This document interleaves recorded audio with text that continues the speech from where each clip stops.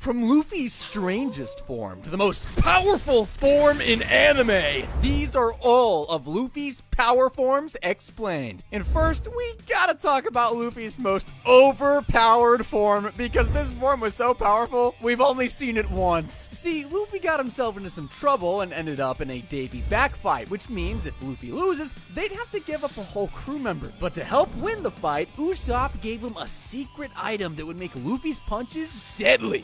And that item is this Afro. And when Luffy put it on, he was unstoppable, winning him the fight against Foxy. And fans theorize that the Afro causes immense power due to other strong characters that also have it. So it's more than just an epic fashion statement. But now we gotta talk about Luffy's smartest form. Because believe it or not, Luffy actually used a big brain play to defeat a warlord. Crocodile has the Sansan Logia Devil Fruit, which means you can't hit him. But when Luffy noticed that he could use water to cause damage to Crocodile, it was over for Croc Boy. But things didn't go exactly to plan because Luffy actually lost. But not long after, he came back and just water gunned Crocodile down. And shockingly, Crocodile thought Luffy was using Haki at first, but Luffy wouldn't learn Haki till 400 chapters later. But his power forms get even bigger than that. Quite literally, because in episode 578, we get Luffy's Titan form. You see, this girl has the mini devil fruit, which lets her shrink to an ant, but grow into a giant. And when Luffy was unconscious, she snuck into his body to explore him from the inside. But shockingly, this didn't work out as planned, and it only made this disturbingly tall Luffy Titan form. You see, her plan didn't work because, well, Luffy's made out of rubber, so all it did was expand his body, causing this destructive giant that can take on full-on missiles to the back of the head. Now, later in this video, we'll show you Luffy's strongest form, so stick around till then. But what about his rarest? And that brings us to Luffy's Nightmare form. To defeat Gecko Moria, Luffy had to do some strange things. He ended up sucking hundreds of souls to get his most terrifying form yet,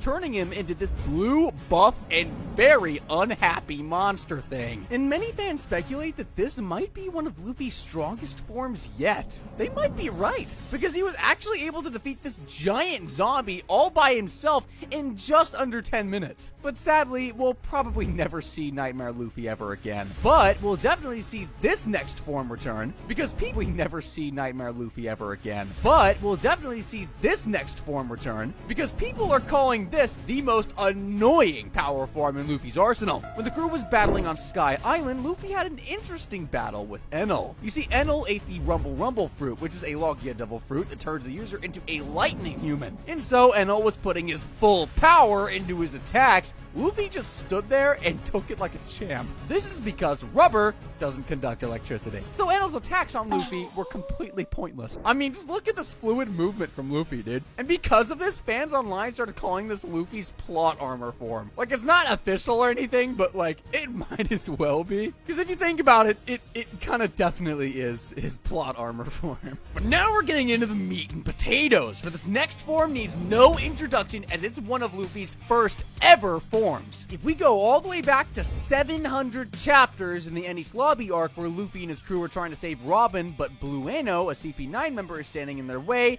this is where Luffy introduces one of the most iconic forms, not in just One Piece, but in anime, Gear 2. Gear 2 allows Luffy to move at high speeds, fast enough that his opponents can't even see. He starts off by pumping his legs super fast, like you're revving a bike, making his blood flow faster and faster, boosting his strength and speed. Now, there was an unfortunate drawback to using this form. Every time Luffy would use this gear form, he would lose a little bit of his lifespan every time, making it a huge downside to using it. Now, another thing that's huge is this next power form, because in the same arc, we get another gear form. In episode 304, while fighting the strongest CP9 agent, Luffy was beat. He used up so much energy from using Gear Second so much, he had to come up with a plan. Luckily, Luffy had something big up his sleeves, showing us the first use of Gear Third. He blows into his thumb, causing his bones and muscles to inflate into a giant hand, giving him immense strength to punch an enormous hole through a brick wall, and even stomping a marine battleship in an instant. Now, that doesn't mean it doesn't come with drawbacks, which leads us into Luffy's next form. You see, by using Gear Third, yeah, he'd blow up his arms and legs, legs into powerful weapons, but he's gotta deflate at some point, right? Since all the air is leaving him all at once, too much would get out. So when Luffy would finally deflate, he'd turn into what I like to dub Chibi Luffy. Chibi Luffy can't do much, and Luffy has to stay in this chibi form for however long he used Gear 3rd. But how about we go from cute chibi to strange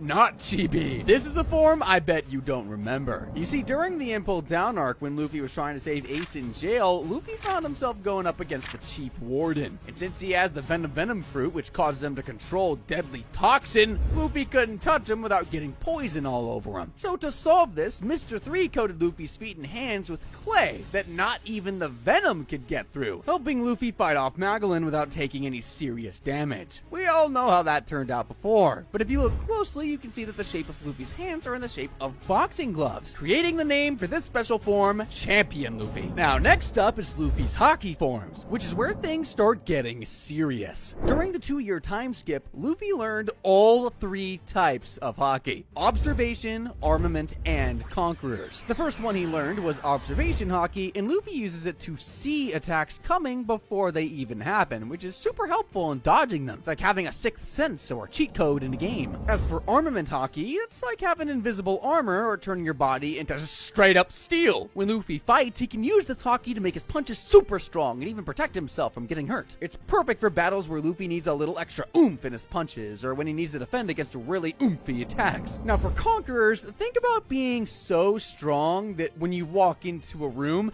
everyone who isn't as brave as you just faints. That's basically what Conqueror's Hockey is like. It's a rare power that only certain people are born with, and so Luffy uses it to knock out weaker enemies without even having to touch them. Only a few people have this power, and it shows that Luffy has the heart of a leader. Now, believe it or not, that's not even the only thing Hockey can do. In these next forms, Luffy uses Hockey to enhance his gear forms. When Luffy realized he needed to get stronger to protect his friends, he trained very hard with Rayleigh, who was the right-hand man of the Pirate King back in the day. Rayleigh taught Luffy how to use Hockey, and Luffy, being super creative, combined Hockey with his rubber powers to create Gear 4. Gear 4 is split up into different forms in and of itself, and we're going to start with the Bounce Man variant. Back in episode 726, when fighting Doflamingo, none of Luffy's usual moves were working, but then he showed off an interesting transformation, to say the least. When Luffy turned into Bounce Man, he became so powerful that he could bounce around super fast and hit like a truck while doing so. Bounce Man allowed Luffy to fly at top speeds and have an increase in power with like every bounce. The only downside to Bounce Man was that it used up a lot of energy and Hockey, meaning he'd have to rest for a while before using it again. Moving on to the sharpest Gear 4 form, Snake Man. Back in episode 870, Luffy used this form in a fight against Katakuri, who was one of the toughest guys Luffy ever fought and who was worth over 1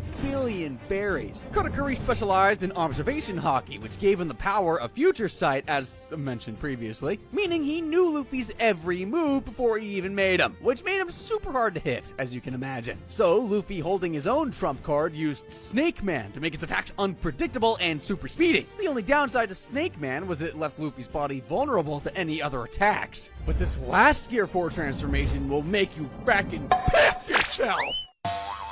During his fight with Charlotte Cracker on Whole Cake Island, Luffy just couldn't get to him. He kept fighting Cracker's biscuit soldiers one by one, but they just kept spawning in. That's when Nami came in clutch and formed this perfect idea to just eat his way through, blessing us with the iconic Gear 4 Tank Man. This made him super huge and strong enough to blast Cracker away like a shooting cannonball. Strange way to win, but hey, it worked, right? Now we've talked about some of Luffy's more powerful forms, but what about his base form? Guys, don't sell short the base form. It's pretty awesome because of his unique powers from eating the Gum Gum fruit, which we now know is the human fruit model Nika. This devil fruit made his body all rubbery, allowing him to stretch like elastic, which is super handy in a bunch of different situations. There are a couple of different moves Luffy loves to use. For example, Gum Gum Pistol. This is Luffy's go-to move, where he stretches his arm way back and then snaps it forward recoil style to punch his enemy super hard, like a slingshot but with his fist.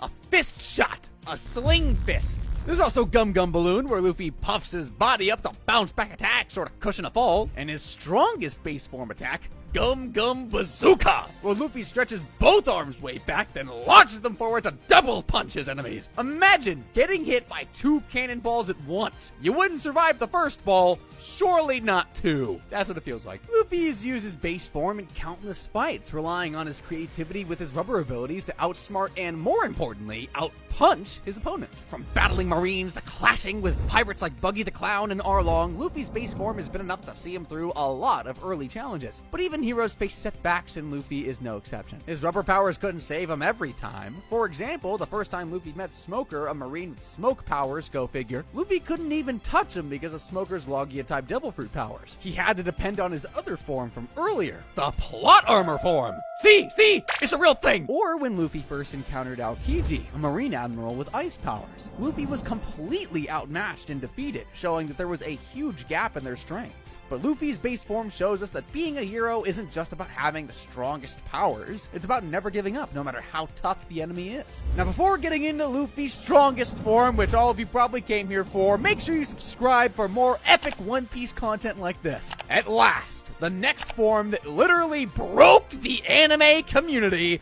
Gear 5, or Gear 5th.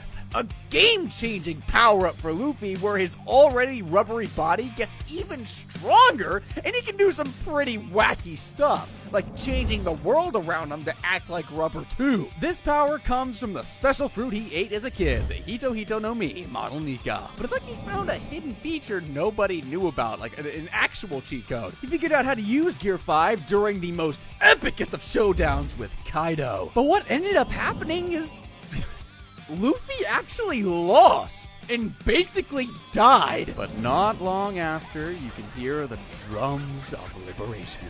And here it is, Luffy with Gear 5. And he wasn't just fighting with punches and kicks like I've been saying for the past 11, almost 12 minutes. Oh no, he was making the very ground itself bouncy and even grabbing lightning out of the sky like Zeus. Gear 5 turns Luffy into the warrior of liberation, which sounds super cool, and he's not just fighting for himself, but for everyone's freedom to be happy and live without fear. Plus, in Gear 5, Luffy looks different too. His hair and clothes change color, even gets these swirly looking eyes that make him look super intense. With Gear 5, Luffy can do things that seem straight out of a cartoon, otherwise known as the Toon Force. He can stretch and twist in ways that are even crazier than ever before, making it really hard for anyone to hurt him. He can also make his arms and legs huge without having to blow them up like balloons, which is a neat trick. And the best part, he can run through the air by making his legs spin super fast, which is as awesome as it sounds. But Gear 5 isn't just about being strong. No, Luffy can change things around him, like I've been saying, to be bouncy like rubber,